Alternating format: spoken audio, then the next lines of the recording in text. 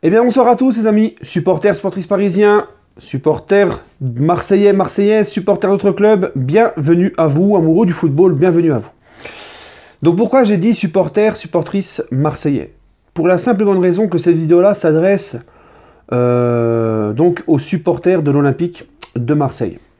Alors, c'est pas pour chambrer, ce n'est pas pour me moquer, ce n'est pas pour faire l'arrogant, c'est pour essayer d'éclaircir certaines vérités autour de l'Olympique de Marseille. Quand je vois l'attitude de beaucoup de supporters marseillais sur les réseaux sociaux ou quoi que ce soit, qui se voilent un petit peu la face. Voilà. Donc en fait, je vais vous parler d'une personne et vous allez comprendre après pourquoi je dis ça. Moi, il y a un débriefeur de l'Olympique de Marseille, d'ailleurs c'est le seul envers qui je regarde les débriefs des matchs de l'OM, notamment, surtout ceux quand l'OM perd, parce que j'aime bien ses coups de gueule et tout, il me fait rire. Mais quelqu'un que je respecte beaucoup, parce que c'est un pur Marseillais, un vrai Marseillais, c'est un vrai amoureux de son club. Hein, il a le droit de supporter l'OM, comme nous avons le droit de supporter le PSG. On est rivaux, on se chambre. Moi, je ne pourrais pas, par exemple, supporter l'Olympique de Marseille en Coupe d'Europe, même pour le bien de l'indice UEFA en France, parce que je ne pourrais jamais être derrière l'OM. Mais, en fait, voilà, chacun, ça ne nous empêche pas de respecter un mec qui supporte l'OM, j'ai moi-même beaucoup d'amis d'enfance pour l'OM, etc. Tant que c'est dans le respect, on se chambre, mais ça reste du foot, ça doit rester dans le respect, voilà. Donc moi, il y a un supporter de l'OM que je respecte beaucoup, que j'apprécie beaucoup, hein, que je ne connais pas, mais j'apprécie par ses vidéos, c'est René Malville. Pourquoi René Malville? Parce que, en fait, si vous regardez bien, à chaque fois qu'il parle de l'Olympique de Marseille, excusez-moi, à chaque fois qu'il parle de l'Olympique de Marseille, René Malville, c'est toujours objectif, lucide sur les vrais problèmes de son club. Et il n'est pas là en train de taper tout le temps sur le PSG, à dire « on a gagné l'étoile en 93, on a fait ça en 93, et on a fait ceci, et on a fait cela, et vous le QSG blabla, et les Qataris financent Daesh, et les machins, et ceci, enfin voilà. » Et ça, on le retrouve trop dans le discours des supporters de l'OM. Et moi, c'est ça que j'apprécie chez René Malville. C'est que voilà, lui, il te parle des vrais problèmes de l'Olympique de Marseille. Il est objectif, il s'occupe même pas du PSG, le Qatar, etc. Bon, il envoie des fois peut-être quelques pics pour chambrer, mais ça s'arrête là. Et quand tu regardes la plupart de ses débriefs, quand l'OM va mal, il remet pas le truc, le Qatar machin, où il parle du passé. Non, il est lucide sur le temps présent et la situation de l'Olympique de Marseille. Et moi, ça, c'est ce que je reproche à beaucoup de supporters de Marseille. C'est que dès que tu essaies de critiquer un peu leur club, en discutant avec eux ou quoi, c'est tout de suite, t'es un rageux parce qu'on a gagné la Ligue des Champions 93, t'es jaloux, t'es ceci, t'es cela. Bon.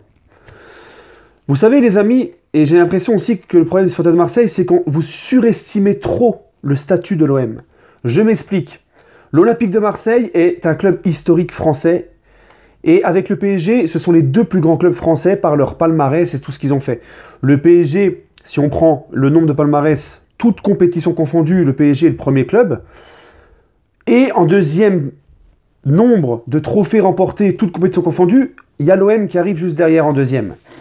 Tu as aussi les clubs comme Bordeaux, Saint-Étienne, Nantes, Monaco, qui sont des grands clubs français, avec des grands clubs historiques français, avec un énorme palmarès en France. En France. Parce que malheureusement en Europe, nous les clubs français, nous sommes cuits.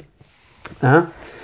Mais que ça soit le Marseille, enfin que ce soit le PSG et Marseille, les deux, je dis bien les deux, parce qu'il y en a, je les vois venir, ils vont me dire hey, Paris c'est quoi? Non, je dis les deux. Que ça soit Paris ou l'OM, nous ne sommes pas encore des clubs historiques européens. Marseille a gagné sa Ligue des Champions 93, on va pas revenir sur le débat, est-ce qu'il y a eu la corruption à cette époque-là, machin, c'est pas ça le débat. Marseille a gagné sa Ligue des Champions 93. Ce n'était pas le même format que maintenant, mais ils l'ont quand même gagné, ils ont gagné leur Ligue des Champions 93. Voilà. Sans huitième de finale, sans quart, sans demi-finale. Donc déjà, faire le comparatif avec la Ligue des Champions de maintenant, c'est absurde. Mais bon, ils ont une Ligue des Champions à leur palmarès, c'était pas les mêmes formats, c'est comme ça. Ils l'ont gagné, mais ils ont fait des finales de Coupe UEFA, ils ont fait une finale de Ligue des Champions, mais depuis 1899, si tu prends vraiment tout le palmarès européen de Marseille, depuis 1899 jusqu'à maintenant, c'est très faible. C'est faible parce que, quand tu compares avec les clubs comme la Juve, le Barça, Manchester United, le Bayern Munich, tous ces clubs qui sont âgés, le Real, tout ça, eh ben, sur le plan européen, c'est pas grand-chose en fait le palmarès de l'OM. C'est pas encore un club historique et un grand d'Europe, l'Olympique de Marseille. Tout comme le Paris Saint-Germain ne l'est pas encore. On a certes fait 5 demi-finales de Coupe d'Europe consécutives de 93 à 97, d'accord, si on compte aussi les finales de Coupe des Coupes, on a remporté la Coupe des Coupes, qui était une compétition assez relevée à l'époque, remportée également par le Barça, etc. Mais le PSG n'est pas non plus un grand club sur le plan européen au niveau de l'histoire, comparé aux grands clubs historiques que j'ai cités juste avant. Et regardez, depuis qu'il y a QSI, nous les Parisiens, nous n'avons pas encore franchi le cap des quarts de finale, on a même régressé, on s'arrête en 8e, on se mange des remontadas, et je suis toujours le premier à dire qu'on a régressé sur notre projet sportif en Europe, enfin en Ligue des Champions, et que pour le moment, eh ben, QSI sur le plan de la Ligue des Champions, ça reste pour moi un échec, pour le moment, tu vois. Donc je suis lucide et objectif. Donc que ce soit Paris ou Marseille, on n'est pas encore dans la cour des grands Européens, par rapport à ce petit, trop peu d'histoire, on va dire, si on prend tous les autres grands clubs autour. Même si le PSG, c'est vrai, est beaucoup plus jeune que l'OM. Mais on n'a pas, au niveau résultat, le charisme des Real, etc. Et j'ai l'impression que les Stade Marseillais, pour eux, l'OM, c'est limite pratiquement le gratin des grands clubs européens. Moi, je dis, il faut vous calmer, les amis. Parce qu'en fait, quand je vois le match d'avant-hier 4-0 au Parc, quand je vois depuis le début de l'ère McCourt, quand je vois depuis 93, quand tu regardes l'Olympique de Marseille, de 93 à 2010, aucun trophée pour l'OM. C'est trop peu, c'est trop peu pour un club, un grand club historique de France et qui soi-disant fait partie des grands en Europe. Nottingham Forest a remporté 2 Ligues des Champions. Le Celtic a remporté la Ligue des Champions, l'Étoile Rouge de Belgrade a gagné la Ligue des Champions, le Steaua Bucarest a gagné la Ligue des Champions, mais qu'est-ce qu'ils font maintenant en Europe? Où sont-ils? Que deviennent-ils? Ils ne font rien du tout. D'accord? Ça ne passe pas les matchs de poule en Ligue des Champions, ça ne joue peut-être même plus la Ligue des Champions, à l'image de l'OM aussi, mais ça reste quand même fort dans leur championnat. C'est tout, c'est des grands clubs historiques dans leur championnat. Et encore, Nottingham Forest, c'est au fond du trou, en Angleterre. Donc en fait, le passé ne fait pas tout. C'est ça que je veux dire. Arrêtez de vous cacher derrière tout ça, la Ligue des Champions, tout ça, et soyez lucides et objectifs sur le présent de l'Olympique de Marseille. Parce que c'est pas tout rose et on va y revenir. En fait, l'étoile, votre Ligue des Champions 93, votre épopée européenne, la finale de 91, etc. en Ligue des Champions, tout ça ne vous donne pas l'immunité et ne vous donne pas de titre. Ça ne vous empêche pas de ne plus gagner de titre maintenant. D'accord? C'est toujours... ça ne vous empêche pas d'être un club qui stagne, voire qui régresse même en France. D'accord? Donc tout ça ne fait pas tout. Tout ce passé n'arrange pas le présent, en fait, et n'excuse pas le présent. Quand je vois l'OM depuis le début du projet McCourt, l'Olympique de Marseille, les amis, McCourt qui a mis de la poudre aux yeux avec son projet 200 millions d'euros sur 4 ans, tout le monde s'est emballé. Moi, à l'époque, j'avais pas ma chaîne, mais je disais à tous mes potes qui sont pour l'OM, attention, c'est de la poudre de perlimpinpin. Parce que 200 millions d'euros sur 4 ans, avec la hausse du marché des transferts, le chamboulement, maintenant, un grand joueur, ça vaut quasiment 100 millions. Tu vas aller où? Tu vas faire quoi avec 200 millions d'euros en 4 ans? Pour moi, c'était un peu plus que Margarita Louis Dreyfus. Mais c'était pas la révolution de ouf. Marseille, dans son projet, c'était le OM Champions Project avec McCourt. Donc ils avaient la prétention de concurrencer le PSG et d'être même champion devant le PSG. Tu finis même pas une seule fois sur le podium depuis qu'il y a McCourt. Tu prends un entraîneur surcoté comme Rudy Garcia, qui t'a rien apporté du tout, qui certes, sur la première année, ça marche toujours bien, la première année de Garcia, sur l'état d'esprit, la grinta et tout, a été faire une superbe Ligue Europa, mais... Sinon, sur le plan des objectifs en Ligue 1, parce que la Ligue Europa, c'est clairement pas un objectif, on va dire, sur le plan des objectifs en Ligue 1, tu finis pas sur le podium. Tu n'es même pas sur le podium. C'est un échec. Tu ne joues même plus la Ligue des Champions. Depuis que McCourt est là, l'OM n'a pas joué la Ligue des Champions. Donc en fait, donc tu n'as pas pris un entraîneur vraiment à la hauteur de ton projet. Là, tu as Villas-Boas. Alors c'est vrai, je l'avoue, c'est beaucoup mieux dans le jeu, tout ça. Marseille a recruté Alvaro, a recruté Benedetto. Pour une fois, ils ont quand même recruté assez intelligemment par rapport au mercato passé. Parce que moi, j'ai toujours pas compris le fait de faire venir des mecs, faire revenir Payet avec un salaire mirobolant, faire revenir Mandanda, qui a un certain âge, qui a aussi un gros salaire important, faire venir des mecs comme Amavi, Strootman complètement sur le déclin. Voilà, il y a beaucoup de choix à l'OM depuis McCourt qui sont très incompréhensibles. Merci Rudy Garcia, qui s'occupait beaucoup du mercato quand il était là. Mais là, l'OM, en fait, avec Villas-Boas, t'apportes un entraîneur, pas un gratin de top entraîneur européen, mais un gratin quand même, un entraîneur d'expérience, qui produit du jeu avec l'OM, qui te ramène Alvaro et Benedetto, qui font extrêmement de bien à l'Olympique de Marseille, puisque Alvaro et Benedetto t'ont apporté l'expérience et le caractère dans des postes qui faisaient vraiment défaut à l'Olympique de Marseille depuis un certain temps, en défense et ce fameux numéro 9. Voilà.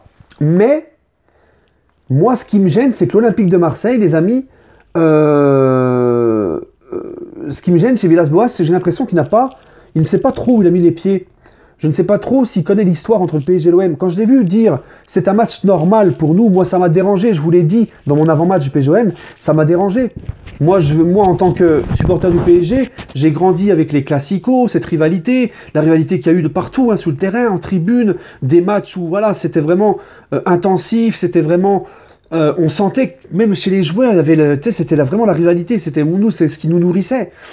Et quand j'entends Villas-Boas dire ça, c'est impossible, c'est pas possible pour moi. Parce qu'il y a combien de clubs sur un match qui ont réussi à battre le Paris Saint-Germain et qui ont un moins gros budget que l'OM? Quand Villas-Boas nous dit il y a trop de différence de budget et tout. Pour moi, c'est un discours de loser. Et quand j'ai vu l'attitude des joueurs de l'OM sur le terrain, mais ce n'était pas l'attitude de mecs qui voulaient refaire quelque chose dans un classico. Moi, je suis supporter de l'OM aujourd'hui, je pèterais un boulon, les gars. Ils vous ont pas respecté. Mais ça, c'est à cause du coach qui leur a dit c'est qu'un match normal. Et quand tu l'entends dire, mes joueurs ont été extraordinaires dans leur attitude en deuxième mi-temps et tout, mais gars, c'est parce que le PSG a levé le pied aussi, que Marseille s'en est un peu sorti la tête de l'eau en seconde mi-temps. Donc moi, ça me dérange. Et ça me montre un peu le... j'ai l'impression que Marseille, pour moi, cette année, ils feront mieux que l'année précédente. Tu peux pas faire pire de toute façon. Mais le McCourt, le Jacques-Henri Hérault, c'est vraiment... pour moi, c'est vraiment... un échec pour le moment. Et Jacques-Henri Hérault, il est où? Qu'est-ce qu'il fait? Zubizarreta, il est où? Qu'est-ce qu'il fait? On n'entend que Villas-Boas parler, on le laisse comme ça sur le champ de bataille, il parle. Et le Hérault, à part faire des trucs de promotion et dire des conneries comme il faudrait donner les 3 points si on met un tir en dehors de la surface comme les basketteurs avec les 3 points, ou faire des promos, des conférences de presse ridicules pour annoncer les sponsors et tout. Mais sinon, sur le sportif, on ne voit plus, il parle plus. Zubizarreta, on n'entend jamais non plus. Ça me fait penser un peu à Antero Henrique quand il était au PSG. Et Villas-Boas, il est là au milieu, lâche au milieu de tout le monde. Et il doit se démerder avec sa com et tout. Donc moi, en fait, j'ai l'impression que l'OM sous McCourt, c'est mal structuré, c'est mal géré, c'est un peu fait n'importe comment. J'ai l'impression que c'est une petite... Voilà. C'est une petite carotte pour les Marseillais. Et moi, mon message pour les Marseillais, c'est que soyez lucides. Moi, je serais vous, je m'inquiéterais quand même. À part si un nouvel investisseur vient vous chercher assez sérieux, comme l'Emirati qui a été annoncé du côté de Marseille pour racheter le club. Mais voilà, moi je me dis les Marseillais, parce que dès que tu vois une page de supporters marseillais sur les réseaux sociaux, sur Facebook et tout, je vois, c'est tout le temps sur le PSG, une fixation sur le PSG, et le QSG ceci, et le QSG cela, et machin, et ceci. Et... Oh les gars, vous voyez pas qu'il y a quand même des sacrés problèmes dans votre club? Occupez-vous des vrais problèmes de votre club, dénoncez les vrais problèmes de votre club, laissez un peu le PSG tranquille. Hein? Regardez, même, j'ai oublié de le dire, 93 à 2010, l'OM n'avait pas gagné un seul trophée. Il y a eu la période Deschamps où ça a relevé, vous avez été champion, vous avez remporté 2 ou 3 coupes de la Ligue, je ne sais plus, 2 trophées des champions, quart de finale de Ligue des Champions, et ensuite, plus rien jusqu'à maintenant. C'est trop peu. Alors oui, Marseille est un grand club en France, mais pas en Europe. Le standing, c'est pas non plus un petit club, mais c'est pas non plus le truc de ouf. Et j'ai l'impression que les supporters marseillais, vous avez du mal à comprendre ça, et vous êtes trop dans le passé, vous n'êtes pas assez lucide sur le présent et de ce qui se passe à l'OM. Donc mon message pour les supporters de Marseille, c'est un petit peu long, je sais, mais c'est occupez-vous un peu plus des vrais problèmes de l'OM, soyez un peu plus un regard objectif et lucide sur l'Olympique de Marseille, parce que moi le premier, j'aimerais bien que Marseille relève la tête pour concurrencer le PSG, j'aimerais bien que Lyon, Marseille, Monaco soient à la hauteur pour nous offrir un grand championnat. En plus, on essaye de revendre les droits audiovisuels de la Ligue 1 partout dans le monde pour que les clubs français puissent avoir un peu plus de pognon grâce aux nouveaux droits télé. Mais quand tu vois qu'il y a 0 concurrence sous le PSG, qui est déjà, je sais pas combien de temps d'avance, les concurrents ne suivent pas, et quand tu vois, on te dit le classique en France, tu vois l'attitude des Marseillais, 4-0 à la mi-temps, c'est plié, Les Marseillais qui ne montrent pas de réaction, qui n'ont pas d'envie, qui ne donnent pas de coups, qui mettent aucune intensité. Ben, quel message t'envoie pour les gens qui veulent racheter la Ligue 1 et tout? C'est ça votre classique, 4-0 en une mi-temps, bon bah c'est fini quoi, tu vois. Donc j'aimerais qu'en fait, voilà, les clubs français, les Lyonnais c'est un peu le même délire, hein.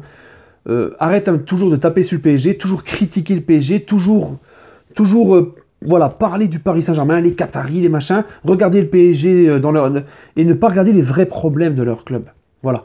Donc moi, c'était le message pour les supporters marseillais. J'espère que je me suis bien exprimé. Pas souvent facile de parler des autres clubs, mais bon, voilà. Je sais que les supporters marseillais qui me suivent, et c'est vraiment dans le respect que je vous dis ça. Prenez soin de vous, les amis. Allez, Paris. Demain, mon avant-match de Dijon PSG.